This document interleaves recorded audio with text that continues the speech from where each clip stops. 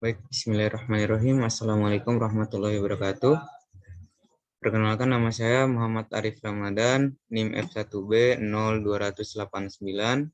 Saya dari jurusan Teknik Elektro, Fakultas Teknik, Universitas Mataram. Baik, di sini saya akan sedikit menjelaskan ya untuk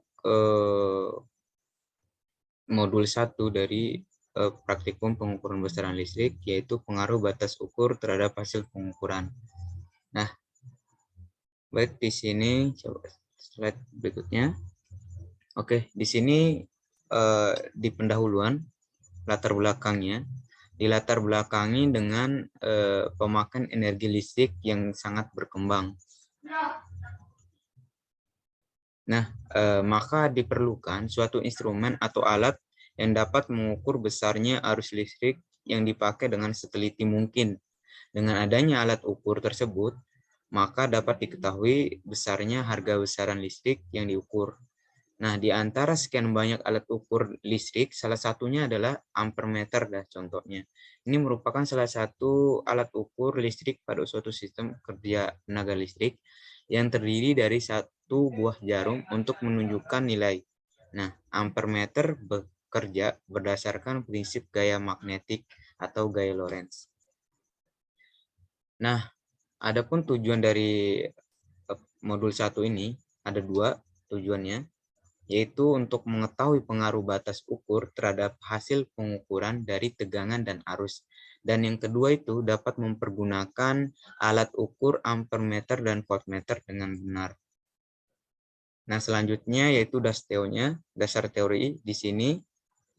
Yang pertama, batas ukur. Nah, batas ukur ini, untuk mendapatkan hasil pengukuran yang nilai yang sebenarnya, perlu diperhatikan batas kesalahan yang tertera pada alat ukur tersebut.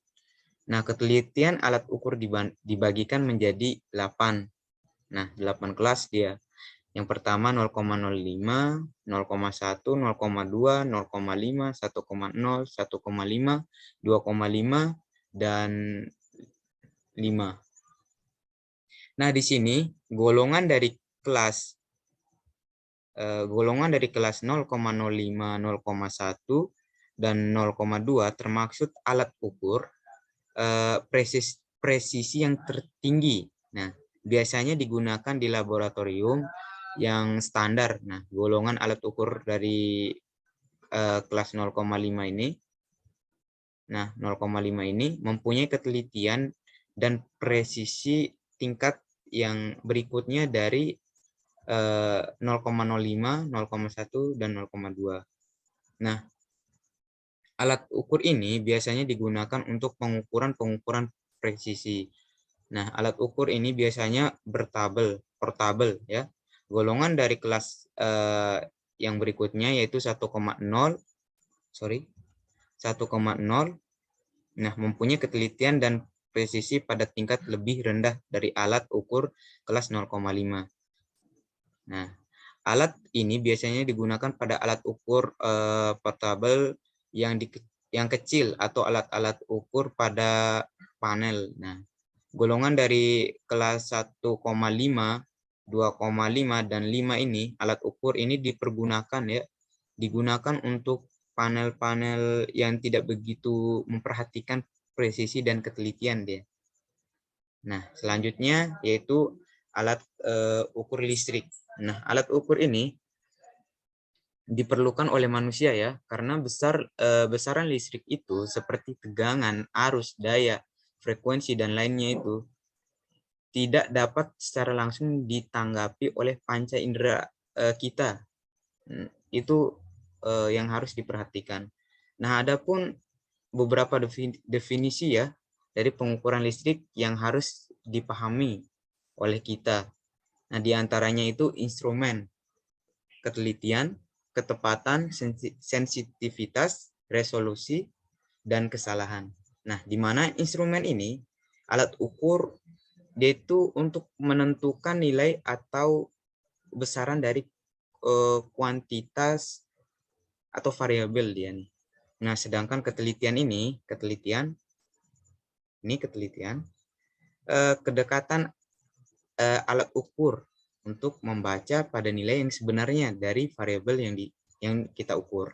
Nah, yang ketiga ini ketepatan. Nah, hasil dari pengukuran yang dihasilkan dari proses pengukuran itu atau derajat untuk membedakan satu pengukuran dengan lainnya. Yang keempat ini sensitivitas. Nah, sensitivitas ini rasio dari sinyal output atau sinyal yang keluar atau tanggapan alat ukur perubahan dari input atau masukan ya atau variabel yang kita ukur, yang diukur oleh kita sendiri. Yang ke resolusi ya. Yang kelima, resolusi ini perubahan terkecil dari nilai pengukuran yang mampu ditanggapi oleh alat ukur itu sendiri dia. Nah, yang terakhir kesalahan. Nah, kesalahan ini adalah angka penyimpangan dari nilai sebenarnya variabel yang kita ukur atau yang diukur oleh orang. Nah, kemudian di sini alat ukur listrik dikelompokkan menjadi dua. Nah, ada alat ukur namanya alat ukur standar atau absolut dan alat ukur sekunder. Nah, alat ukur absolut ini adalah alat ukur yang menunjukkan besaran dari komponen listrik yang diukur dengan batas-batas pada konstanta dan penyimpangan pada alat itu sendiri. Nah, contohnya ini Dani, alat ukurnya. Sedangkan alat ukur sekunder, alat ukur yang semua alat ukur yang menunjukkan harga besaran listrik yang diukur dan dapat ditentukan hanya dari simpangan alat ukur tersebut. Nah, ini Dani alat ukur sekunder, yaitu voltmeter dan ampermeter di sini. Oke. Selanjutnya, nah, ini yang ketiga itu alat ukur kumparan putar. Nah, alat ukur kumparan putar ini alat ukur yang terdiri dari permanen magnet. Nah, kumparan putaran dengan inti besi bulat, kemudian jarum penunjuk terikat dengan poros dan inti besi putar, skala linear dan pegas spiral rambut serta pengatur posisi nol dia. Nah, kemudian yang keempat itu prinsip kerja dari alat ukur besi putar. Nah, alat ukur besi putar itu alat ukur dengan besi bekerja berdasarkan pada arus yang akan diukur melalui kumparan yang telah yang tetap dan menyebabkan terjadinya medan magnet dia. Nah, potongan besi ditempatkan di medan magnet tersebut dan menerima gaya dia. Nah, kemudian yang kelima itu elektromagnetik. Nah, atau termokopel merupakan sensor suhu yang mengubah perbedaan suhu menjadi perubahan tegangan. Hal ini disebabkan oleh perbedaan kerapatan yang dimiliki oleh masing-masing logam yang bergantung pada massa jenis logam. Nah, yang keenam ini ampermeter. Nah, dia ini bekerja prinsip gaya magnet itu atau gaya Lorentz-nya. Ketika arus mengalir melalui kumparan yang dilingkupi oleh medan magnet itu, timbul gaya Lorentz. Nah, itu dah timbul gaya Lorentz yang menggerakkan jarum penunjuk penyimpang. Nah, yang berikutnya itu voltmeter. Nah, voltmeter ini dia itu bekerja berdasarkan adanya perbedaan energi. Ya, apa itu energi yang mana? Energi beda potensial antara dua titik atau antara dua muatan. Nah, yang terakhir ini yaitu metode regresi linear sederhana. Oke, di sini suatu metode statistik yang mengamati hubungan antara variabel terikat Y dan serangkaian variabel bebas X1 dan seterusnya sampai dengan XP dia. Itu dari metode regresi linear sederhana. Nah, tujuannya yang regresi ini dari metode ini adalah untuk memprediksi nilai Y untuk nilai X dia. Memprediksi nilai Y untuk nilai X yang diberikan. Nah, model regresi linear sederhana adalah model regresi yang paling sederhana, yang hanya memiliki satu variabel bebas, yaitu X. Nah, regresi ini memiliki beberapa kegunaan. Salah satunya untuk melakukan prediksi terhadap variabel terikat, yaitu Y itu.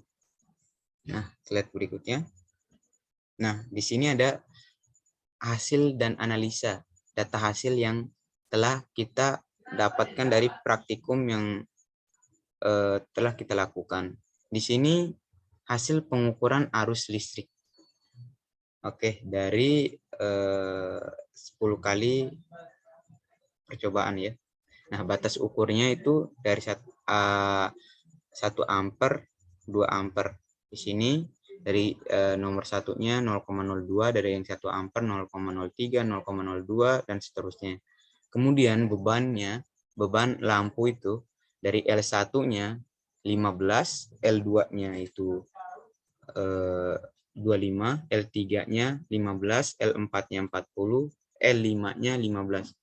Nah, total dayanya itu 15. Jadi voltnya, tegangannya itu kita gunakan rata-rata semuanya 243 volt. Nah, di sini adalah hasil dari perhitungan ya, dari I-hitung atau arus dan persen errornya. Nah, kita coba akan buktikan ya, karena yang di tabel pertama ini cuman sama dengan tabel kedua, cuman kita menambahkan I-hitung dan persen error dari ampere meter 1 dan 2-nya. Maka supaya kita ngerti, kita coba untuk mengulasnya dari hitungan ini. Oke, di sini untuk pengukuran batas ukur 1 ampere. Nah, untuk perhitungan data ke 1 ini, kita menggunakan data ke 1. Di sini data ke 1 itu kita ketahui ya. Di sini P-nya 15. Terus volt tegangannya itu 243 kita pakai. Nah, dan I-nya itu ampernya 0,02 nih, karena kita mengukur yang bagian 1 di ampere meter 1. Nah, kemudian ditanyakan di sini sesuai dengan data yang diperoleh ya. Yang ditanyakan itu I-hitung dan persen error dari 1 ampere dulu. Nah, di sini ditanyakan I-hitung dan persen errornya. Oke, sekarang kita coba menggunakan rumus ya. Rumus I-hitung sama dengan P per V ya. P per V.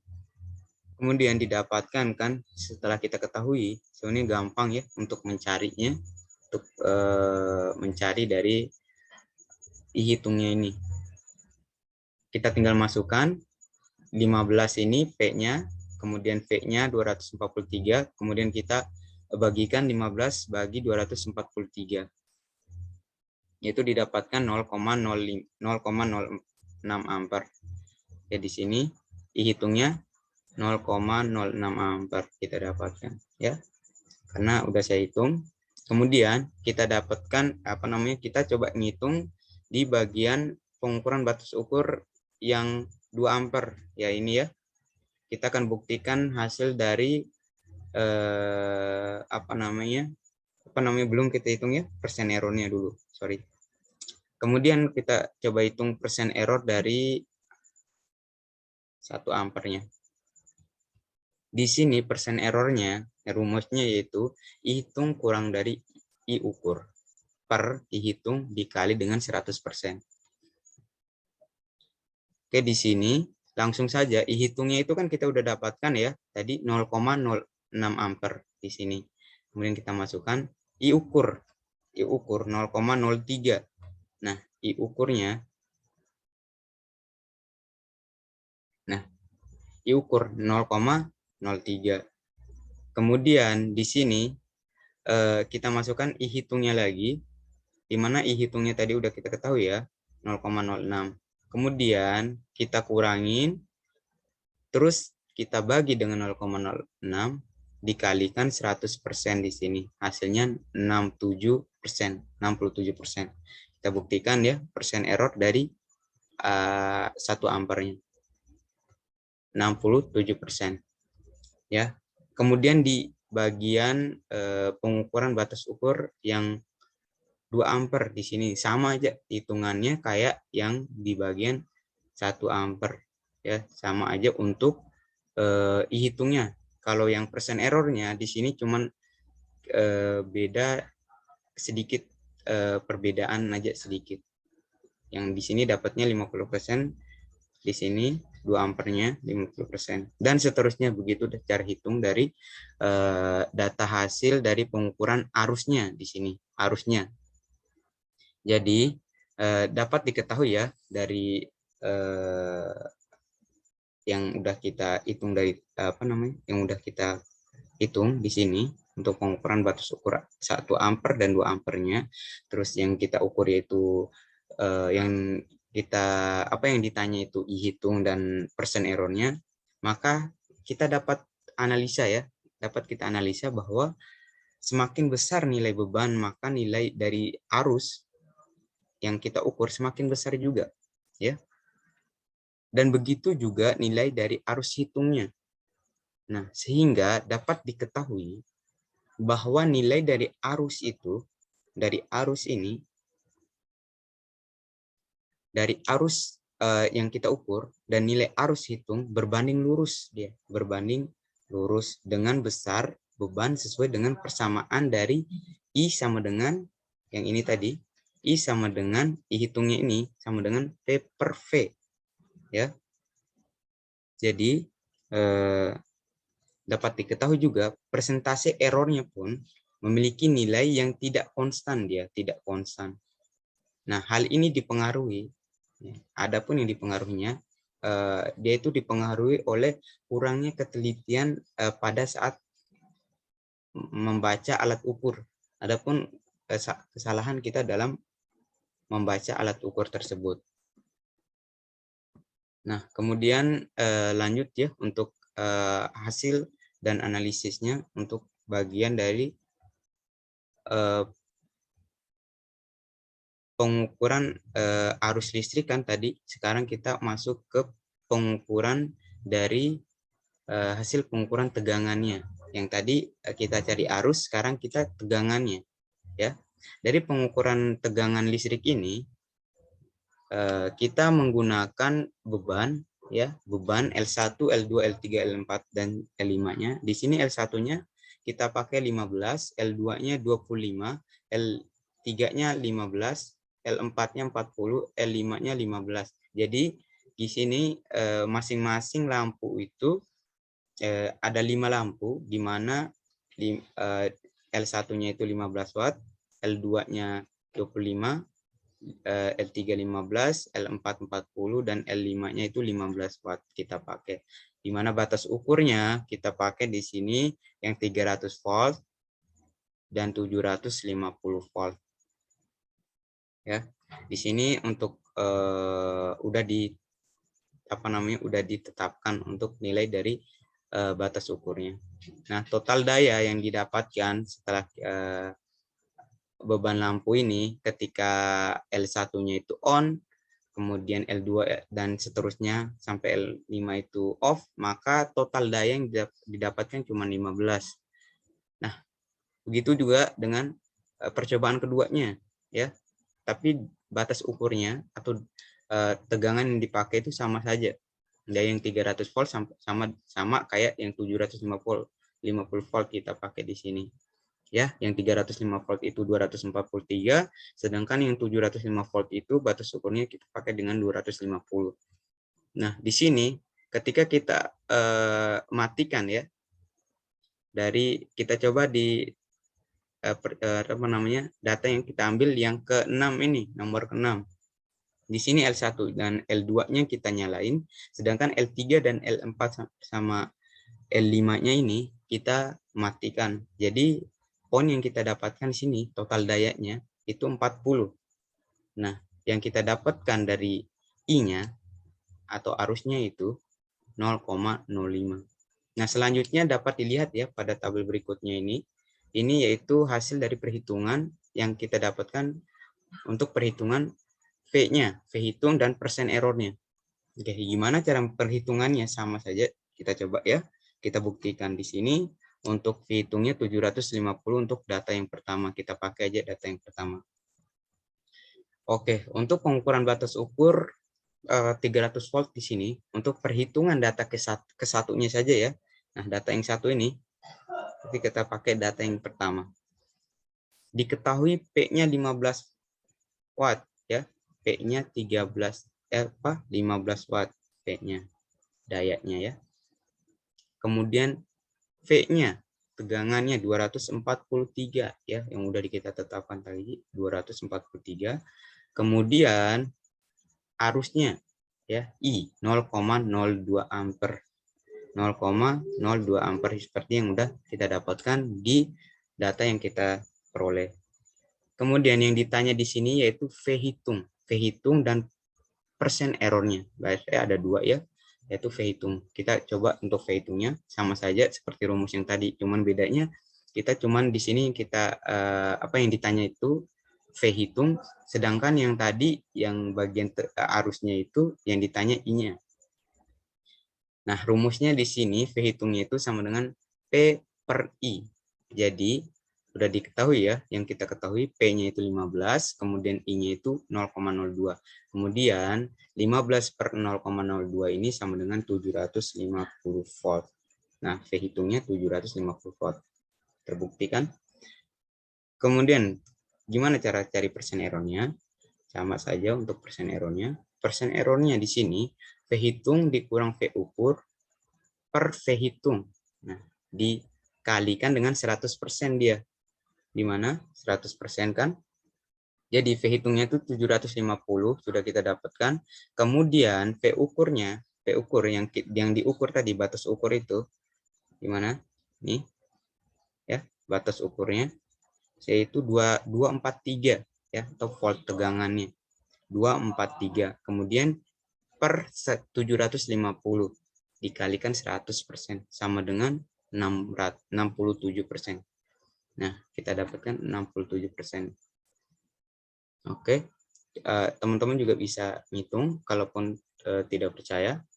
Oke, kemudian kita mencari untuk pengukuran batas ukur. Nah, untuk pengukuran batas ukur yang 750 volt. Untuk data yang satunya saja ya, karena kita pakai data yang pertama aja.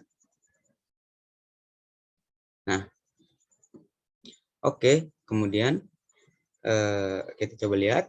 Di sini kita ketahui P-nya itu 15 watt. Ya, P-nya 15 watt. Oke. I-nya 250. Ya, I-nya 250. Sorry. Untuk V-nya ya, sorry. Maksudnya V-nya. V-nya ya 250. Kita pakai yang 750 kan untuk batas ukurnya. Kemudian I-nya itu 0,02 ampere ya, sesuai dengan tadi. Sebenarnya nilainya sama saja 750 volt, cuman di sini yang membedakan yaitu persen errornya saja.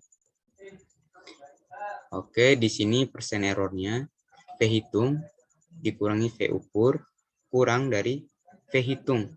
Oke. Nah, di sini V hitungnya itu 750 ya, yang udah kita dapatkan tadi. Kemudian V ukurnya 250 V hitungnya. Ini ya. Cuman membedakan di sini kan yang 750 volt, sedangkan yang di sini 350 volt. Jadi dia beda ya. Ya, di sini kan yang 750 volt batas ukurnya 250, sedangkan yang 300 volt itu 243. Ya, bedanya di situ saja. Nah, kemudian kita hitung dikalikan dengan 100%. Kemudian kita dapatkan di sini 66% ya, 66%. Oke, dapat kita simpulkan untuk hasil perhitungan dari tegangan listrik ini ya. Di mana dapat kita ketahui ya bahwa tadi nilai dari tegangan ukur untuk batas ukur yang 300 volt ini 300 volt dan 750 volt adalah konstan. Ya, walaupun ya besar beban yang digunakan berbeda dia nih. Ada L1-nya 15, L2-nya 25, beragam ya. Walaupun berbeda. Dapat diketahui juga ya. Dapat kita ketahui juga bahwa nilai dari arusnya I-nya ini berbanding lurus dengan besar bebannya. Nah, berbanding lurus dengan besar bebannya. Nah, semakin besar di mana ya? Ya ini semakin besar beban yang digunakan arus yang mengalir tinggi, yang mengalir berarti besar ya. Dapat diketahui juga nilai dari V hitungnya. Ini V hitungnya ini tidak menentukan tidak menentu ya, atau fluktuatif ya. Dapat diketahui juga. Nah, persentase errornya ini memiliki nilai yang tidak konstan dia. Kenapa? Karena dipengaruhi oleh kurangnya ketelitian juga ya, ketelitian dari pembaca alat ukurnya. Itu juga yang mempengaruhi persen errornya ini tidak konstan, yang mengakibatkan tidak konstannya yaitu salahnya ya dari kurangnya ketelitian pembaca dalam membaca alat ukur. Oke, dapat kita simpulkan dari modul 1 ini pengaruh batas ukur terhadap hasil pengukuran ini, yaitu yang pertama pada pengukuran arus listrik, beban yang digunakan sebesar 65 watt yang diukur dengan menggunakan batas ukur 1 ampere. Nah, 1 ampere ini nilai arus ukurnya sebesar 0,10 ampere. Apabila menggunakan batas ukur 2 ampere, maka nilai arus ukurnya 2,0 ampere. Ya, seperti yang udah pertama tadi ya, untuk batas ukurnya. Nah, kemudian yang kedua, pada pengukuran tegangan listrik ini, beban yang digunakan 65 watt yang digunakan menggunakan batas ukur yang 300 volt. Didapatkan nilai yang kita ukur sebesar 243 volt. Dan apabila menggunakan batas ukur 705 volt, maka didapatkan nilai tegangan ukurannya di 250 volt. Baik, di sini saya akan mempresentasikan sedikit tentang pengukuran praktikum pengukuran besaran listrik dari modul 2, di mana di sini modul 2 yaitu pengukuran terhadap pengukuran tahanan pentanahan. Nah, baik, pendahuluannya. Untuk pendahuluan,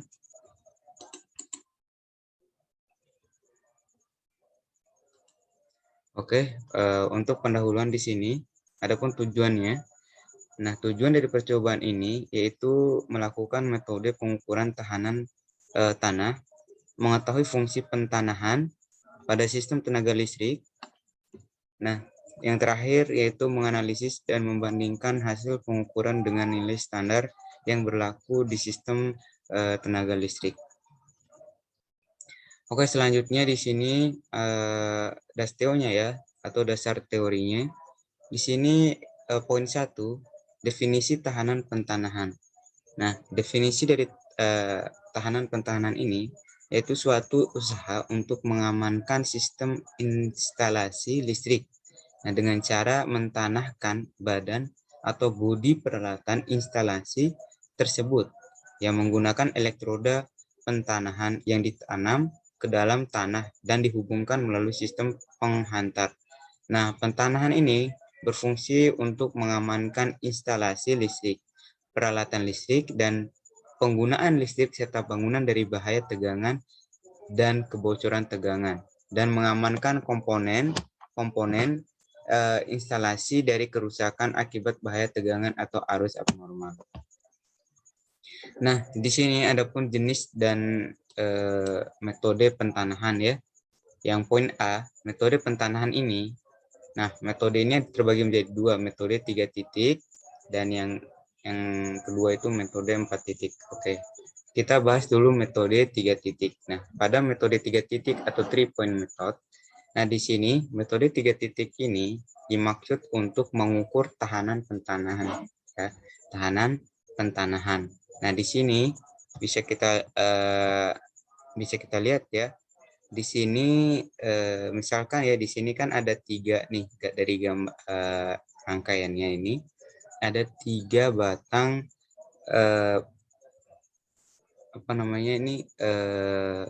tiga batang buah pentanahan ya, 3 batang pentanahan ini. Nah, batang yang satu ini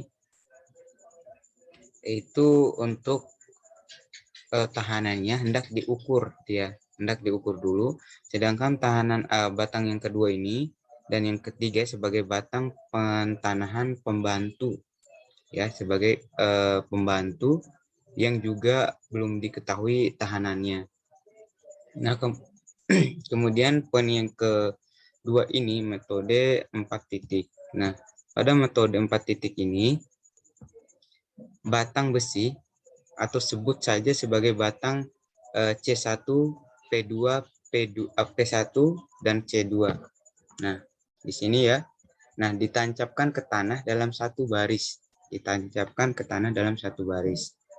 Dengan jarak masing-masing A meter. Nah, antara P1 dan P2 dipasang voltmeter. Antara C1 dan C2 itu disambungkan dengan ampermeter dan sumber daya AC atau arus bolak-balik yang 1100 per 220 VAC. Nah, kemudian cara pengukurannya itu sambungkan sumber daya ukur beberapa amper arus yang mengalir antara C1 dan C2, misalnya 1 amper. Nah, misalkan 1 amper nih, dan P2 misalnya voltnya, V-nya. Nah, masukkan beberapa pada rumusnya. Ada rumusnya dia. Ru sama dengan coba. Ru. Oke. Oke, anggap aja Ru sama dengan 2 pi. 2 pi A R. Nah, di sini untuk R-nya di sini pi-nya ini yaitu kan 3,14 ya. 3,14, sedangkan A-nya itu jarak antara batang besinya. Sedangkan yang R ini yaitu V per I atau tegangan per arus. Nah, itu penjelasannya. Oke, kita hapus dulu. Oke, sekarang kita lanjut ke bagian jenis dari kontur tanah dan nilai resistansinya. Nah, nilai tahanan pentanahan ini untuk beberapa jenis tanah berbeda. Hal ini dikarenakan struktur tanah yang berlainan ya antara satu jenis tanah dengan jenis tanah yang lain. Di sini ada beberapa contoh ya dari tabel sini. Ada jenis tanahnya, tanah rawa, tanah liat dan ladang, pasir basah, kerikil basah, pasir dan kerikil kering, tanah berbatu. Nah, tahanan jenisnya 30 ohm, 100 ohm, 200 ohm, 500 ohm, 1000 ohm, 3000 ohm. Nah, kemudian ada yang poin keempat ini, faktor yang mempengaruhi tahanan tanah. Nah, faktor yang mempengaruhi ya dalam nilai tahanan tanahnya itu antara lain temperaturnya ya, temperatur, kelembaban dan pengaruh kondisi tanah, ada tidaknya kandungan kimiawi dalam tanah tersebut. Nah, pada pengukuran di lapangan terkait kondisi tanah yang relatif sama seperti tanah berair atau tanah liat ya, dan tanah rawa semakin dalam pada penancapan elektroda ya, elektroda yang tertanam di dalam tanah. Nah, tahanan tanah dan tahanan jenis tanah akan semakin menurun. Nah, kemudian di sini standar nilai tahanan pentanahan. Nah, Badan NFPA dan IEEE telah merekomendasikan nilai tahanan pentanahan lebih kecil ya, lebih kecil atau sama dengan 5 ohm dia.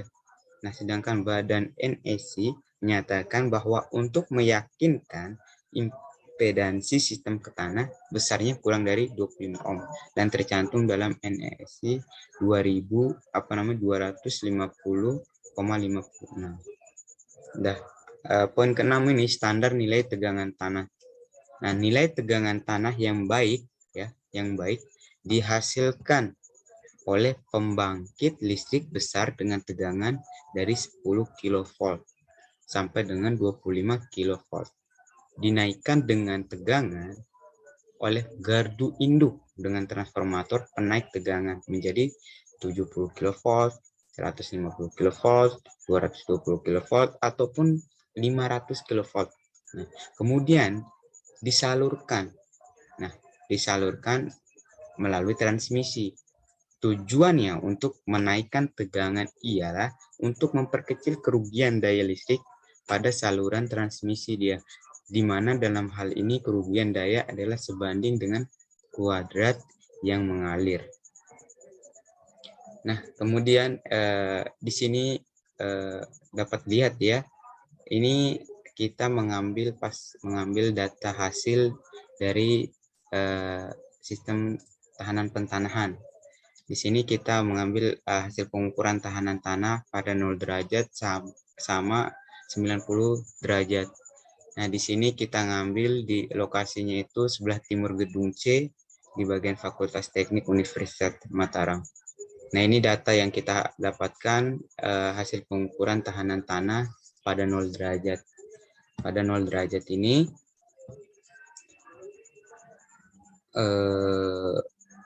kedalaman ya, kita menggunakan kedalaman elektroda ada 2, 0,5 meter sama 0,75 meter. Dengan jarak P sama C-nya itu ada yang 2 meter, 4 meter, 6 meter. Sama juga dengan yang 0,75 ini, 2 meter, 4 meter, dan 6 meter. Kemudian kita menggunakan metode 2 kali, yaitu pada tanah sebelum dibasahi dan tanah setelah dibasahi untuk mengetahui perbandingan antara kedua data ini. Nah, pada tanah yang sebelum dibasahi itu kita dapatkan 57,2 ohm untuk 2 meter, sedangkan 4 meter 88,3 ohm, sedangkan yang 6 meter ini tahanannya 89,4 ohm. Sedangkan tegangannya pada 2 meter ini 0,2031 volt, sedangkan pada 4 meternya, pada jarak 4 meter itu kita dapatkan 0,2247 ohm. Volt, sorry. Kemudian pada jarak 6 meter itu tegangannya kita dapatkan 0,3378, sorry. Nah, begitupun dengan tanah sebelum dibasahi pada kedalaman elektrodanya itu 0,75 meter. Nah, pada tanah setelah dibasahi ya, di sini tahanannya itu kita dapatkan pada jarak 2 meter itu 61,2 ohm, sedangkan pada jarak 4 meter itu kita dapatkan tahanannya itu 78,0 ohm, sedangkan jarak 6 meter itu kita dapatkan tahanannya 83,7 ohm. Nah, sedangkan tegangan yang kita dapatkan pada jarak 2 meter itu 0,2454 volt, dan jarak 4 meter itu kita dapatkan tegangannya 0,1780 volt. Sedangkan pada jarak 6 meter tegangan tanah setelah dibasahi itu kita dapatkan 0,32222. Nah, kemudian pada posisi 0 derajat ini kenapa memiliki rentang nilai tahanan yang besar? Hal ini disebabkan ya, yang tanah yang dibasahi ini, tanah yang sudah tanah setelah dibasahi ini, kenapa memiliki tanah yang sebelum dibasahi ini, kenapa dia memiliki tahanan sebesar 87,2 ohm, 88,3 ohm, dan 89,4 ohm ini pada posisi 0 derajat? memiliki rentang nilai tanah yang besar. Hal ini disebabkan karena tanah kering memiliki kadar air dan kelembaban yang rendah dia. Sedangkan pada saat batang elektroda pada kedalaman 0,75 meter ini, dengan jarak yang sama, sama kayak 0,5 meter, 0,5 meter ini elektrodanya, itu pun menghasilkan tahanan tanah yang sudah dibasahi pada posisi 0, derajat, memiliki nilai tahanan yang lebih kecil dia, lebih kecil. Hal ini disebabkan karena semakin dalam elektroda tertanam, maka kadar air dan kelembaban dalam tanah itu akan semakin tinggi. Nah, dengan semakin tingginya kadar air dan kelembaban tersebut, maka nilai tahanannya ini akan semakin kecil. Karena apa? Disebabkan struktur tanah pada tempat yang berbeda ini memiliki nilai tahanan yang tegangannya diperoleh pada pengukuran tanah kering dan tanah basah tidak dipengaruhi. Ya. Hal ini disebabkan karena jauhnya lokasi pengukuran dengan sumber tegangan itu sendiri. Nah, kemudian di sini hasil pengukuran tahanan tanah 90 derajat pada lokasi yang berbeda ya, agak jauh, cuman supaya kita bisa membedakan pada pengukuran tahanan tanah pada yang 0 derajat sama 90 derajat. Sama saja cara untuk mengambil datanya, di mana kita menggunakan elektrodanya itu kita tancap dengan kedalaman 0,5 meter dan data yang kedua itu 0,75 meter dengan jarak PC-nya itu sama-sama 246 meter. 2 meter, kemudian jaraknya 4 meter, kemudian jarak terakhirnya itu 6 meter. Nah, tanah sebelum dibasahin ini, kita mendapatkan tahanannya 74,4 pada jarak 2 meter. Jarak pada elektrodanya. Sedangkan pada jarak 4 meter didapatkan tahanannya itu 75,4 ton. Nah, sedangkan pada jarak 6 meter ini ya, pada jarak 6 meter ini kita mendapatkan tahanannya itu 77,4. Nah, sedangkan nilai tahanan lebih kecil ya. Sedangkan nilai tahanan lebih kecil. Ini karena apa? Dia itu berbeda ya. Kenapa pada kedalaman elektroda 0,5 itu tahanannya lebih besar dibanding tahanan yang elektrodanya 0,75 meter dengan jarak PC yang sama ya. PC-nya ini 2 meter, 4 meter, 6 meter. Ini karena bahwa kedalaman elektroda, jarak PC-nya ini serta kondisi tanah dapat mempengaruhi ya tahanan dari tanahnya. Apabila kondisi tanah memiliki kadar yang tinggi, maka tahanan tanahnya semakin rendah ya. Apabila memiliki, saya ulangi ya, apabila dia memiliki kadar air ya, kadar air yang tinggi ya, maka tahanan tanahnya semakin rendah atau kecil. Sedangkan untuk nilai tegangan dipengaruhi karena jarak lokasi pengukuran dengan sumber tegangan itu sendiri. Itulah yang perbandingan antara data yang kita ambil untuk pengukuran tahanan tanah 90 derajat dengan sama 0, derajat ini. Oke, seperti untuk selanjutnya ini tahanan setelah dibasahi juga seperti begitu kita ambil untuk cara pengukurannya. Cuman di sini kita menggunakan tahanan tanahnya itu 90 derajat, sedangkan yang ini 0, derajat.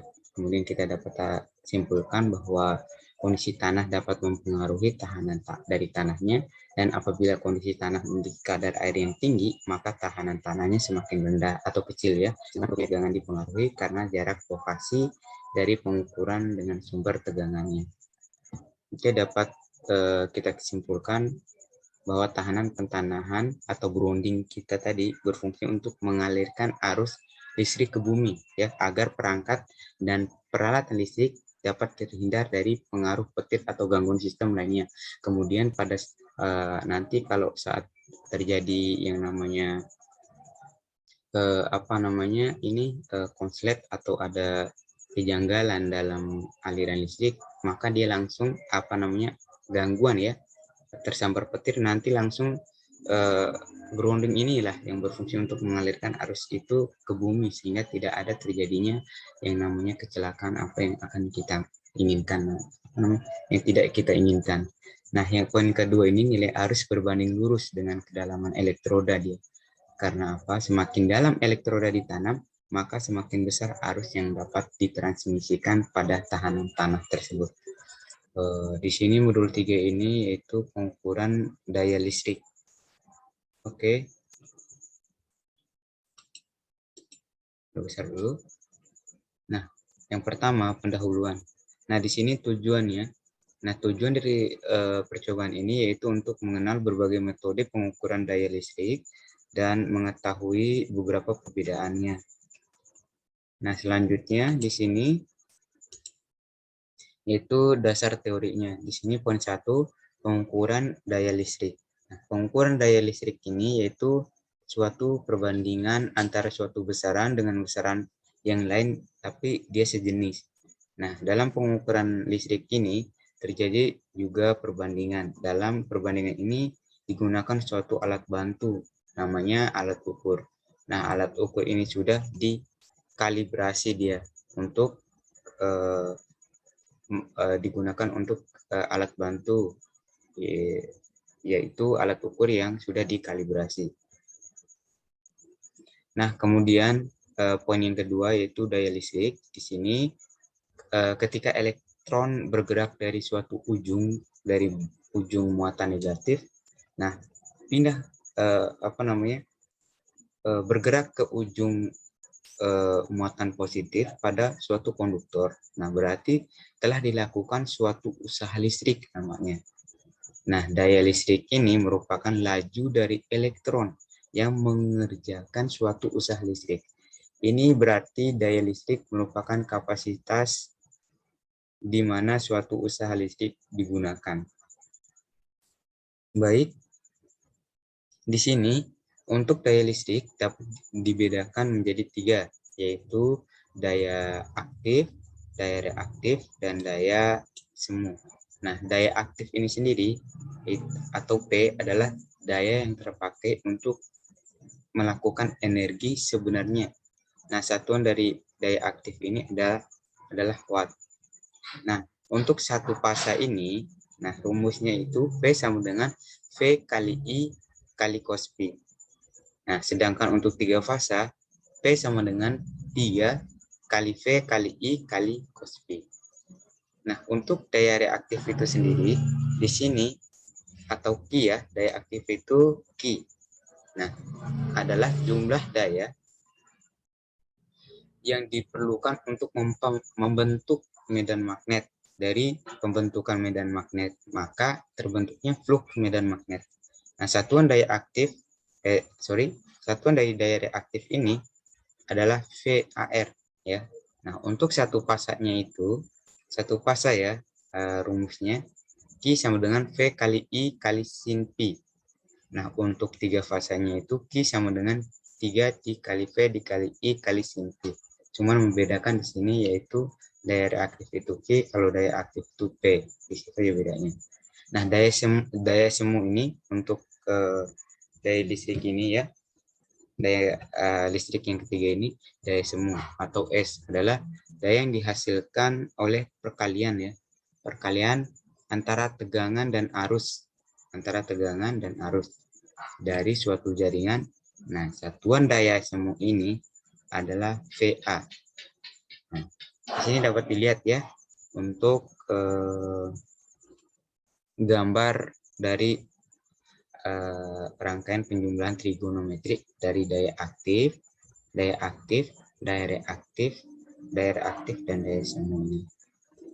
Oke, masuk ke berikutnya itu faktor daya. Nah, faktor daya yang dinotasikan atau KOSPI ini dapat didefinisikan sebagai perbandingan antara arus yang dapat menghasilkan kerja di dalam suatu rangkaian terhadap arus total yang masuk ke dalam rangkaian, atau dapat dikatakan sebagai perbandingan dari daya aktif atau KW dan daya semu atau KVA, kilowatt ampere. Kalau KW ini kilowatt. Oke, untuk poin keempat yaitu pengukuran daya metode voltmeter dan ampermeter. Nah, di sini daya rangkaian arus searah atau DC atau direct current dapat diukur menggunakan alat ukur tegangan, atau volt, dan alat ukur arus atau ampere yang dihubungkan seperti pada gambar ini di samping ya. Dalam pengukuran daya listrik arus searah atau DC perlu diperhatikan dan diperhitungkan lagi ruginya ya, daya yang terjadi oleh penggunaan alat ukur pada rangkaian DC yang diukur. Nah, di sini rangkaian voltmeter dan ampermeter, sedangkan yang ini yaitu ampermeter dan voltmeter. Ini tipe di sini B-nya. Ini ampermeter dan voltmeter. Kemudian di sini poin ke-5 yaitu metode 3 voltmeter dan 3 ampermeter. Nah, pada metode 3 voltmeter ini pada metode 3 voltmeter dan metode 3 ampere ini, pada keduanya dapat ya kita lihat di sini pada pengukuran dayanya. Yang ini yaitu pengukuran daya menggunakan 3 voltmeter. Yang ini pengukuran daya dengan menggunakan 3 ampermeter rangkaiannya. Nah, untuk persamaan 3 voltmeter ini bisa dilihat persamaannya, sedangkan untuk persamaan 3 ampermeter yang ini ya, untuk yang membedakan ada sedikit perbedaan ya di sini. Nah, yang voltmeter itu menggunakan V, sedangkan yang ampermeter ini dia menggunakan I. Oke, sekarang kita lanjut. Nah, poin ke-6, metode wattmeter. Apa itu metode wattmeter? Ya, wattmeter itu satu fasa elektrodinamometer dipakai secara luas dalam pengukuran daya. Nah, wattmeter tipe elektrodinamometer ini dapat dipakai untuk mengukur daya searah atau DC maupun daya bolak-balik atau AC untuk setiap bentuk gelombang tegangan dan arus yang tidak terbatas pada gelombang sinus saja. Oke, dapat lihat di sini rangkaian dari pengukuran wattmeternya. Ini P-nya sumber daya, ini bebannya, ini wattmeter. Oke, yang terakhir yaitu luxmeter. Nah, ini kita dapat kita lihat ya untuk gambaran dari luxmeter. Nah, untuk luxmeter ini pengukuran intensitas cahaya ya, dapat dilakukan dengan menggunakan ini alat ini luxmeter. Nah, alat ini berfungsi untuk menggunakan ya untuk mendeteksi besarnya nilai intensitas cahaya ya, intensitas cahaya dengan suatu lux. Nah, luxnya. Nah, prinsip kerja alat ini itu merupakan sebuah fotokel ya, yang bila terkena cahaya ini akan menghasilkan arus listrik. Nah, semakin kuat intensitas cahaya, maka besar pula arus yang dihasilkan. Semakin terang cahaya yang diterima, maka arus yang dihasilkan pun akan semakin besar, yang akan ditunjukkan di bagian sini. Oke, selanjutnya di sini yaitu data hasil, di mana kita udah mengambil ya untuk 3 data dari metode voltmeter dan ampermeter. Ini data yang udah kita dapatkan, itu bebannya itu kita gunakan 60, 100, dan 140 watt. Untuk tegangannya itu udah ditetapkan 224 volt. Nah, untuk arusnya atau ini itu 0,2, 0,26, 0,43, dan 0,60. Itu data yang kita dapatkan. Nah, untuk perhitungan selanjutnya sehingga mendapatkan pH dan persen errornya dapat dilihat di tabel ini. Nah, untuk yang beban yang pertama itu 60 watt, untuk tegangnya 220 volt dan arusnya 0,26, pH yang didapatkan yaitu 58,24 dan persen errornya 2,9. Oke, sekarang kita buktikan. Nah, untuk kita mengambil sampel untuk data yang pertama ya, data yang pertama ini. Oke, di sini diketahui ya, untuk I-nya tadi 0,26 ampere dan tegangannya itu 220 volt. I-nya 0,26 ampere dan voltnya atau tegangannya 224. Oke, kemudian yang ditanya itu sesuai dengan di sini ya, yang kita dapatkan yang ditanya itu pH-nya dan persen errornya. Oke, P hitungnya ya. Nah, penyelesaiannya, nah, karena langsung menggunakan rumus P hitung sama dengan V dikali I. Ya. P hitung ini dikalikan V I. Oh, P sama dengan V dikali I. Oke, didapatkan di sini 58,24 watt untuk P hitungnya. 58,24. Nah, persen errornya gimana? Nah, persen errornya itu, persen error sama dengan P kurang P hitung per P. Ya. Dikalikan dengan 100 ya. Nah, mana P-nya? 60. Nah, kemudian P hitungnya 58,24 yang kita dapatkan. Kemudian dibagikan dengan 60 dikalikan 100%. Yaitu kita dapatkan persen errornya 2,9 persen ya untuk persen errornya. Oke. Yang dimaksud dengan P-nya ini yaitu beban ya, beban yang pertama ini, beban dari yang kita gunakan di pas praktikum. Oke, kemudian kita lanjut dapat kita simpulkan dulu ya untuk metode voltmeter dan ampermeter ini. Nah, untuk metode voltmeter dan ampermeter ini berdasarkan yang telah kita dapatkan ya, diketahui bahwa tegangan pada setiap tegangan pada setiap beban ini konstan 200, di mana sebesar 224 volt.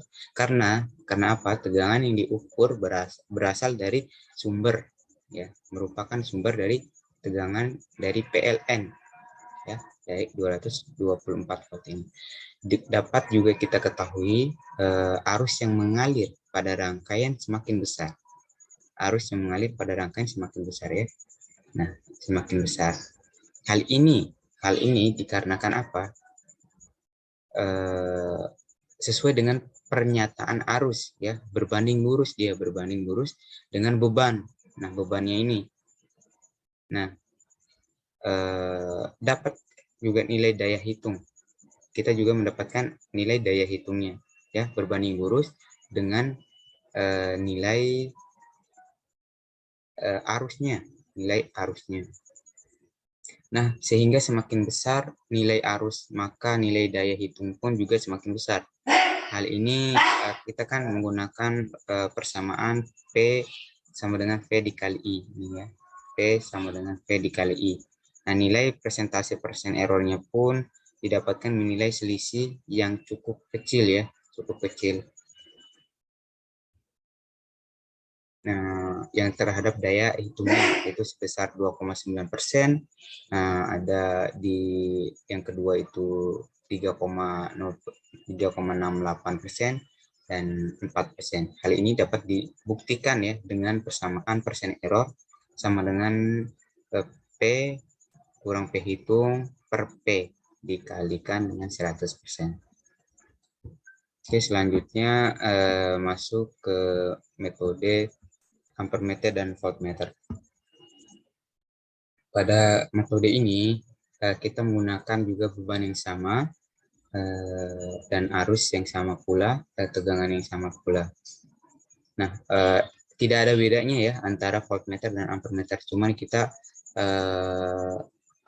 mendahulukan aja voltmeter terlebih dahulu untuk disambungkan dan kemudian baru ampermeter yang untuk metode yang pertama ini tadi. Sedangkan pada metode yang kedua itu kita ubah posisinya, yang awalnya tadi voltmeter duluan, sekarang ampermeter duluan, diubah menjadi voltmeter yang belakang. Untuk hasil hitungnya pun sama ya. Di sini dapat kita analisa kan bahwa tegangan pada setiap beban itu konstan ya. Seperti yang sudah saya bilang tadi, nilainya itu 224 volt, di mana ini udah ketentuan dari bersumber dari PLN, dan arus yang berbanding lurus dengan daya beban, sehingga semakin besar nilai beban maka nilai arus semakin besar juga. Dan dapat kita juga ketahui nilai dari daya hitung tadi seperti yang sudah saya jelaskan, bahwa berbanding lurus dengan nilai arus. Nah, berbanding lurus dengan nilai arus, sehingga semakin besar nilai arus maka nilai daya hitung pun juga semakin besar. Hal ini kita menggunakan persamaan P. Nah, ini P sama dengan V kali I. Sedangkan untuk persen errornya kita menggunakan persamaan persen error sama dengan P dikurang P hitung per P dikali 100%. Hingga kita mendapatkan nilai persen errornya itu 2,9% untuk data yang pertama, data yang kedua itu 3,68%, dan sedangkan data yang ketiga itu 4%. Ini karena rangkaian pada pengukuran metode ampermeter voltmeter ini hanya kita menukarkan posisi dari ampermeter ini dan voltmeter ya, posisinya saja, maka hasil yang didapatkan pun sama dengan pengukuran metode dari voltmeter ampermeter. Nah, kemudian kita lanjut ke metode 3 ampermeter. Nah, di sini untuk metode 3 ampermeter ini diketahui ya arus yang terukur pada ampermeter ini ya. Pada beban kita menggunakan beban yang sama, di mana 60 untuk beban yang pertama, sedangkan beban yang kedua itu 100, beban yang ketiga 140. Nah, I-nya atau ampernya itu I1, I2, I3. Nah, I1-nya itu didapatkan 0,26, sedangkan I2-nya 0,55, I3-nya 0,81 dari beban 1 itu 60 watt. Nah, sehingga kita dapatkan R-nya ini itu 455. Itu udah udah ditentukan ya untuk nilai dari R-nya ini. Kemudian sama dengan beban yang 100 ini dihitung dengan I1, I2, I3 dan seterusnya ini. Kemudian gimana kita pun tetap menghitung P hitungnya sama persen errornya. Gimana cara hitungnya seperti tadi ya, cara perhitungan dari persen error sama P hitungnya. Oke, sekarang kita buktikan untuk data yang pertama ini, di mana I1, I2, I3-nya itu, nah dari beban wattmeter 60 watt ya. Oke, sekarang coba kita lihat I1-nya kita dapatkan tadi 0,2 ampere, 0,26 ampere, I2-nya 0,55 ampere, ya I3-nya 0,81 ampere, dan R-nya itu 455. Ya, untuk yang ditanya tadi itu P hitung dan persen error-nya ini. Kita akan membuktikan hasil dari persen error dan P hitung dari data beban 60 watt. Oke, di sini ada perumus yang digunakan yaitu P hitungnya yaitu R per 2. R per 2. Buka kurung I3 pangkat 2 min I2 pangkat 2 dan min I1 pangkat 2. Nah, di sini kemudian untuk R-nya tadi udah diketahui 455 dibagi 2. Kemudian I3-nya itu udah kita ketahui 0,81, I2-nya juga 0,55, kita masukkan, I1-nya 0,26. Kita akarkan ya, pangkat 2. Kemudian gimana cara hitungnya? Kita kurangkan dari 0,81 ini, kita akar dari 81 dan seterusnya ini kemudian dikurangkan sehingga mendapatkan hasil 0,28. Kemudian dari 4 kita bagikan 455 bagi 2, buka kurung dari 0,28 sehingga kita dapatkan di sini untuk wattnya itu 63,7 watt. Oke, sekarang kita coba lihat 63,7 watt untuk P hitungnya. Kemudian persen errornya 0,1. Oke, di sini untuk persen errornya sama, menggunakan rumus yang sama, yaitu P sama dengan P hitung per P dikali 100. Ya, 100%.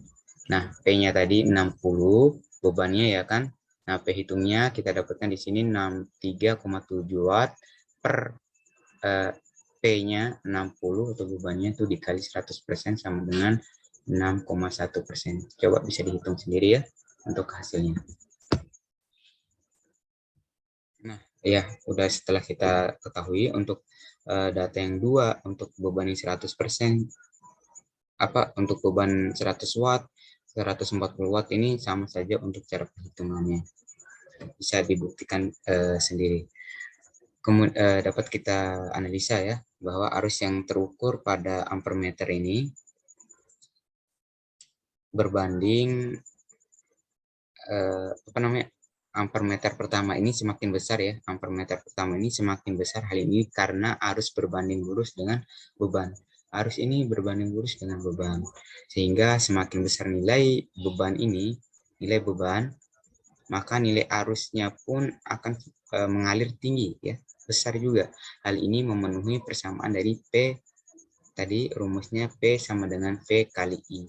Nah, dapat diketahui juga ya, dapat kita ketahui juga bahwa pada ampermeter ini kedua arus yang diukur ini sama karena arus yang diukur berasal dari resistor yang diparalelkan ya, dengan sumber dia. Nah, arus pada ampermeter ketiga memiliki nilai yang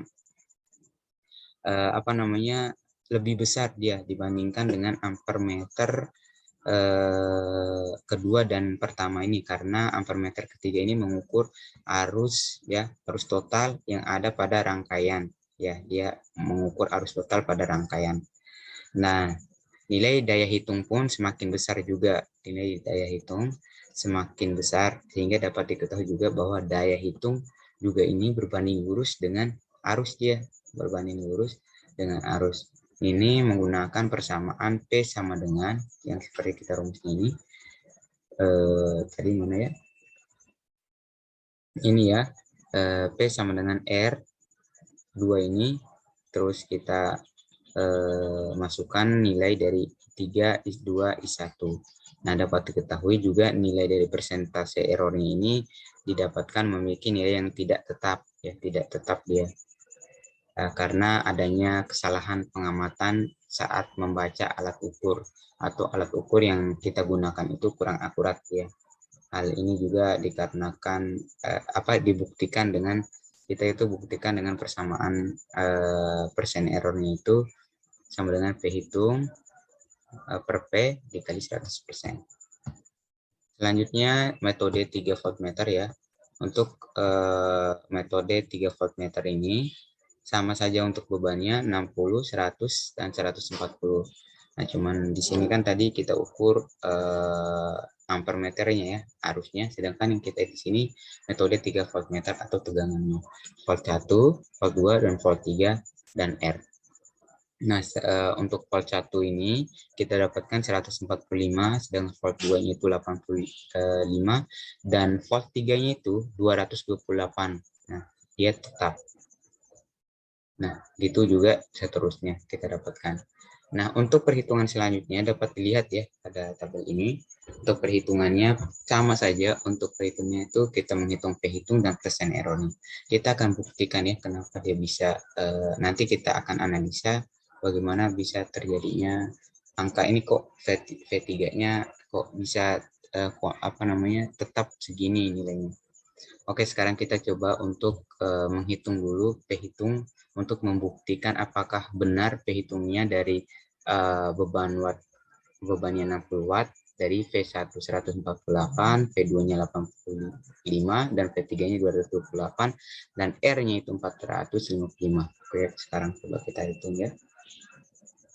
Nah, di sini kita ketahui ya bahwa V1, V2, V3-nya itu V1-nya 148, V2-nya 85, V3-nya 228. Kemudian R-nya tadi 455. Yang ditanya itu persen error-nya ini dan P-hitungnya.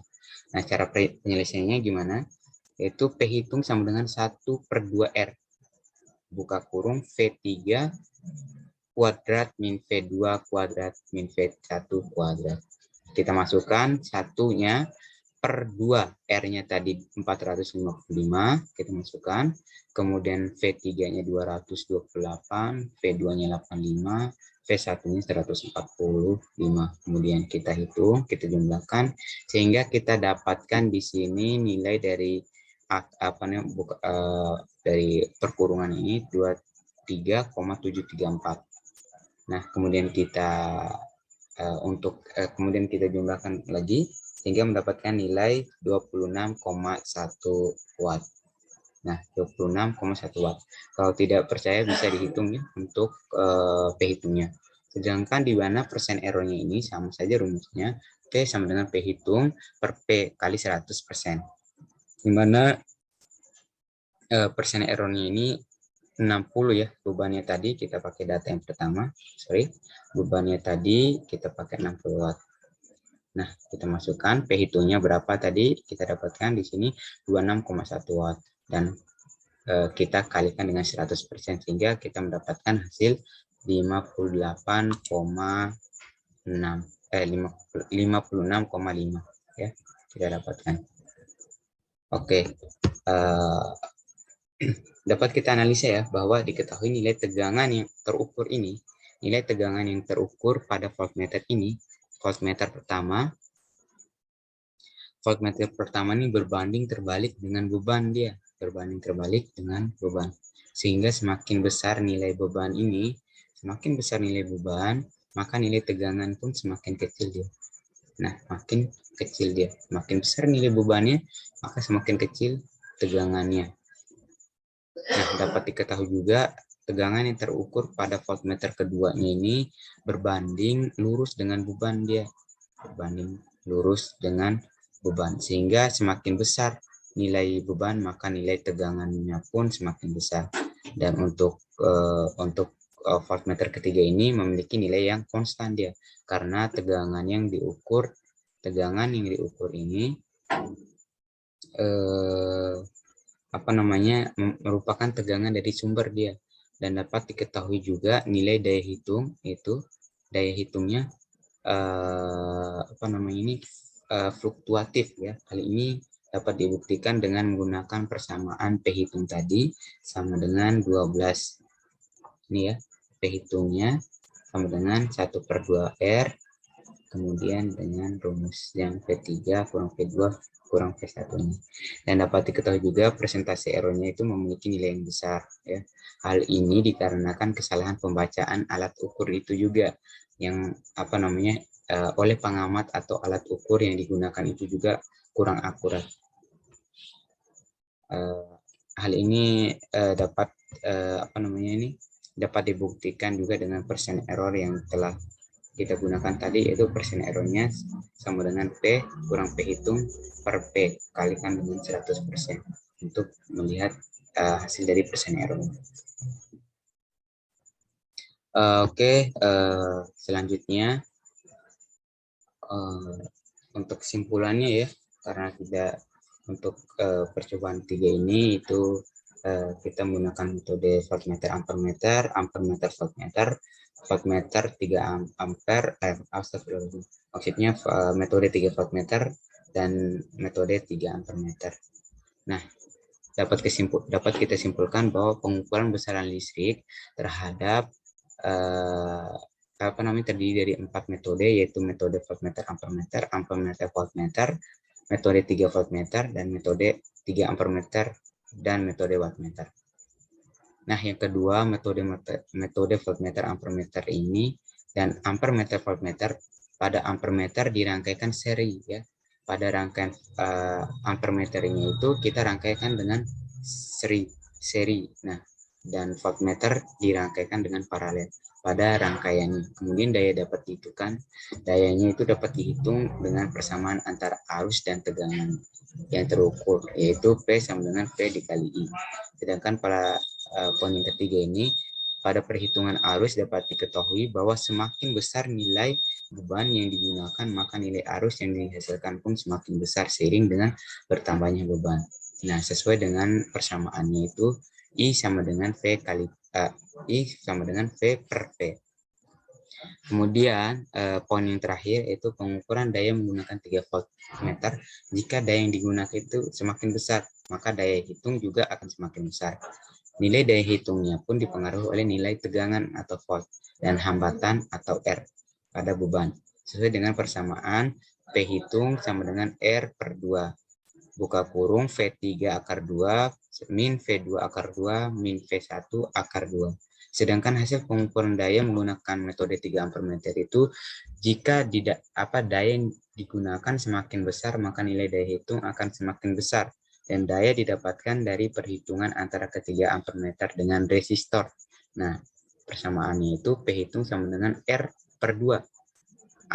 Buka kurung I 3 akar 2 min I2 akar 2 min 1 akar 2. Di sini saya akan menjelaskan ya atau mempresentasikan dari praktikum pengukuran besaran listrik di modul terakhir, yaitu modul 4, yaitu pengukuran energi listrik. Oke, di sini ada pun latar belakang ya, yang melatar belakangi untuk percobaan ini, modul ini, yaitu yang di sini perkembangan pemakaian energi listrik itu cukup pesat ya, maka diperlukan suatu alat suatu instrumen atau alat yang dapat mengukur besarnya energi listrik yang dipakai dengan seteliti mungkin. Dengan adanya alat ukur tersebut, maka dapat diketahui besarnya harga besaran listrik yang diukur. Nah, diantaranya sekian banyak alat ukur listrik, salah satunya adalah kWh meter. Nah, kWh meter ini merupakan salah satu alat ukur listrik pada suatu sistem kerja tenaga listrik yang terdiri dari satu buah piringan aluminium dan alat penghitung mekanis. Nah, kWh meter bekerja menggunakan metode induksi medan magnet, di mana medan magnet tersebut menggerakkan piringan yang terbuat dari aluminium. Nah, putaran piringan tersebut akan menggerakkan register sebagai tampilan jumlah pemakaian energi. kWh meter akan mengukur jumlah energi listrik yang diaktifkan, dan hasil pengukurannya hanya dapat dibaca atau dapat ditampilkan pada kWh meter, sehingga selalu dibutuhkan dibutuhkan operator manusia yang bertugas melakukan pencatatan data. Nah, pada percobaan ini ada pun tujuannya. Yang pertama itu mengukur pemakaian energi listrik dan faktor yang mempengaruhi, dan untuk mengetahui ketelitian kWh meter. Dalam percobaan ini terdapat juga 2 percobaan, yaitu mengukur faktor daya dan energi listrik satu fasa dan mengukur energi listrik 3 fasa, serta pengaruh dari beban seimbang dan beban tidak seimbang terhadap ketelitian kWh meter.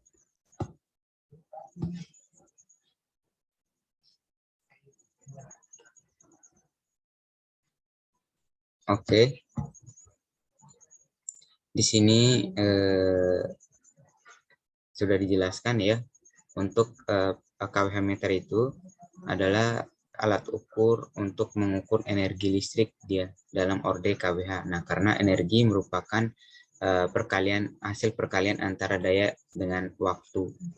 Nah, untuk prinsip kerja dari kWh meter itu sendiri, ya, ini kan kWh meter itu alat untuk mengukur energi listrik dalam orde kWh. Nah, karena energi merupakan perkalian antara daya dengan waktu, maka kilowatt atau kWh meter atau kilowatt hour meter membutuhkan kedua faktor ini.